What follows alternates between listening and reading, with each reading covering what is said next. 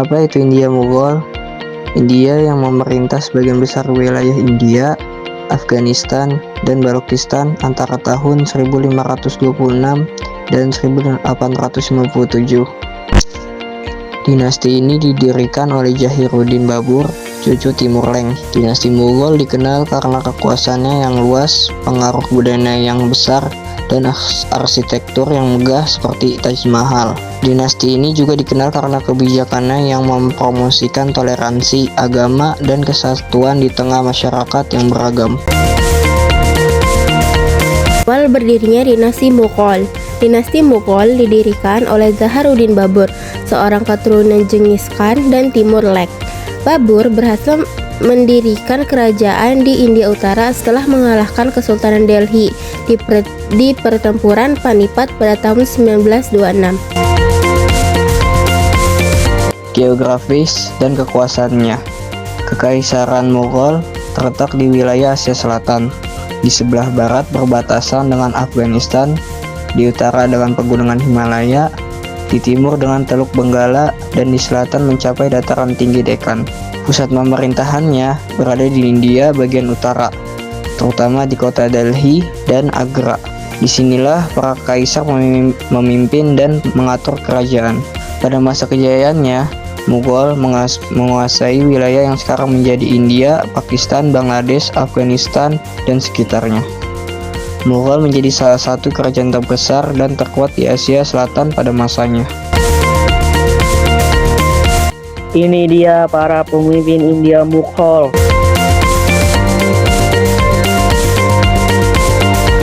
Sistem pemerintahan. Yang pertama, ada monarki absolut. Kekaisaran Mughal dipimpin oleh seorang kaisar atau padshah yang memiliki kekuasaan tertinggi.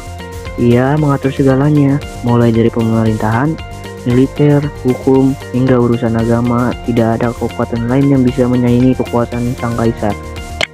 Yang kedua, ada birokrasi terpusat. Pemerintahan dijalankan secara terpusat melalui pejabat yang istina. Kaisar dibantu oleh Dewan Kekaisaran yang memberi masukan dalam pengambilan keputusan penting. Yang ketiga, sistem mansab dari. Sistem ini mengatur pangkat dan tugas para penjabat serta tentara. Setiap penjabat diberi pangkat atau mansab dan diwajibkan menyediakan sejumlah pasukan untuk membantu kaisar. Sebagai imbalannya, mereka mendapat gaji atau tanah sebagai sumber penghasilan. Sistem ini juga menjadi cara untuk menjaga loyalitas kepada kaisar. Yang keempat, ada pembagian wilayah. Wilayah kekaisaran dibagi menjadi beberapa subah atau provinsi. Tiap subah dipimpin oleh seorang subahdar atau gubernur. Di tiap provinsi juga ada penjabat diwan atau urusan keuangan dan faujdar atau urusan militer dan kejamanari. Pembagian ini memudahkan pengelolaan wilayah yang sangat luas. Yang kelima, ada hukum dan peradilan. Kekaisaran menerapkan hukum Islam atau syariah sebagai dasar hukum negara, namun tetap ada toleransi bagi non-muslim. Di kota-kota besar ada kodi atau halam agama untuk menyelesaikan sengketa keagamaan. Ada juga kotwal, itu kepala polisi yang mengatur ketertiban dan keamanan kota. Yang keenam, ada pemungutan pajak. Pajak tanah adalah sumber utama pendapatan negara. Sistem pemungutan pajak dibuat lebih rapi dan efisien oleh Raja Todarmal di masa Kaisar Akbar. Data tanah, hasil panen, dan besaran pajak dicatat dengan baik.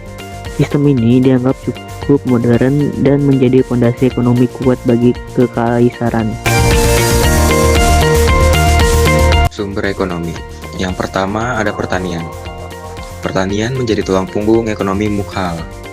Sebagian besar penduduknya bekerja sebagai petani. Pajak tanah atau zab dikenakan kepada petani. Biasanya dibayar dalam bentuk hasil pertanian. Sistem irigasi yang baik mendukung hasil panen melimpah, terutama di wilayah subur seperti lembah Indus dan Gangga. Lalu yang kedua ada perdagangan. Kerajaan Mughal memiliki jalur perdagangan darat dan laut yang luas. Kemudian barang-barang seperti kain, rempah-rempah, berlian, dan tekstil diekspor ke berbagai negara. Pelabuhan besar seperti Surat, Bengal, dan Gujarat menjadi pusat perdagangan dengan Eropa Timur Tengah dan Asia Tenggara. Kemudian yang ketiga, industri. Industri tekstil berkembang pesat, terutama pembuatan kain sutra, kapas, dan wol.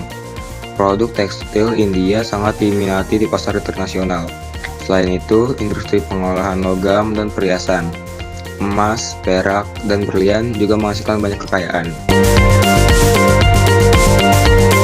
Lalu selanjutnya sumber ekonomi, pajak, dan sistem keuangan.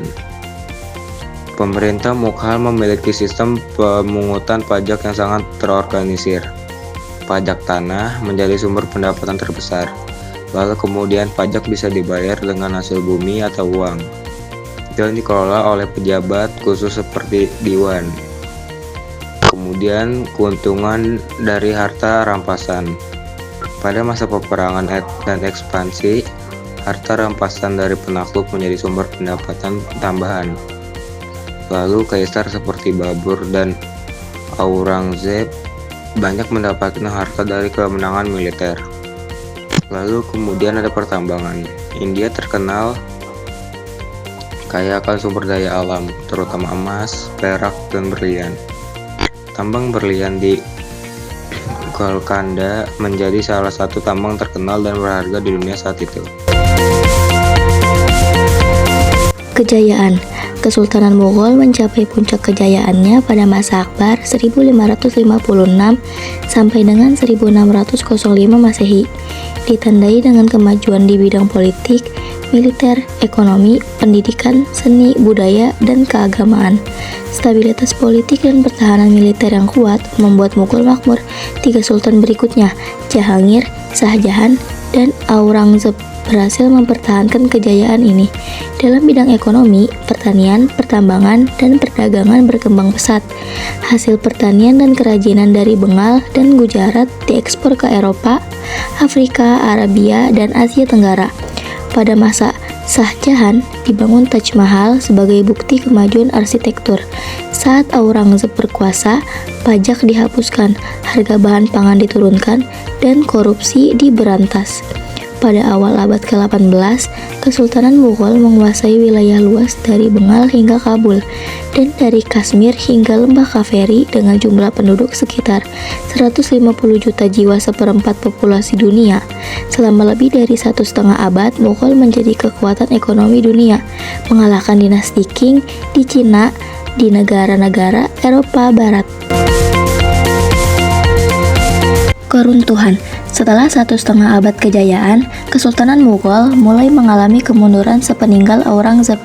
Penerusnya gagal mempertahankan kekuatan militer dan pertanian, menyebabkan wilayah-wilayah kekuasaan mulai melepaskan diri dan membentuk kerajaan baru. Pada pertengahan abad ke-19, Inggris telah menguasai sebagian besar wilayah Mughal. Raja terakhir, Bahadur Shah II, hanya berkuasa di kota Shahjahanabad sebelum akhirnya digulingkan usai pemberontakan India 1857. Bahadur Shah II diasingkan ke Myanmar, menandai berakhirnya Kesultanan Mughal.